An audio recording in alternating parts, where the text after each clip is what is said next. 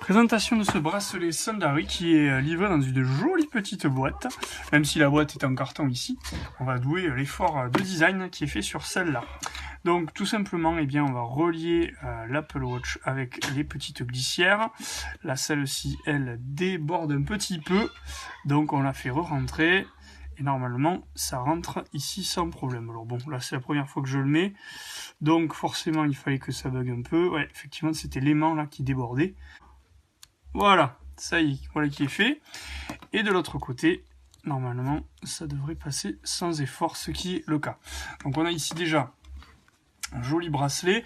J'ai pas parlé, il est relativement épais tout en étant souple, donc relativement agréable à porter et à poser. Donc après, hop, on va le passer de cette façon-là et l'accrocher derrière. Alors on va le mettre comme ça pour l'instant. On fera mieux après. Hop, c'est la première fois que je le passe, donc pas encore habitué.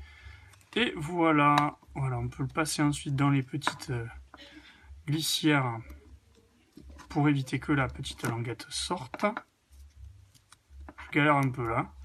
Voilà, et là, voilà qui est mis en place. Alors en principe, cette partie-là devrait aller plutôt de ce côté-là, mais on peut déjà voir un peu l'effet que ça fait, qui est très sympa.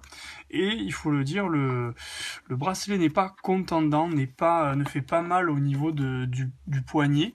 Donc ça c'est plutôt positif, hein, parce que on a pu tester certains bracelets qui étaient parfois agressifs pour la peau. Là ce n'est pas le cas. Donc là on va essayer de le repositionner un petit peu mieux cette fois. Voilà, là on a quelque chose d'un petit peu plus correct. Là, par contre, la protection est un peu courte.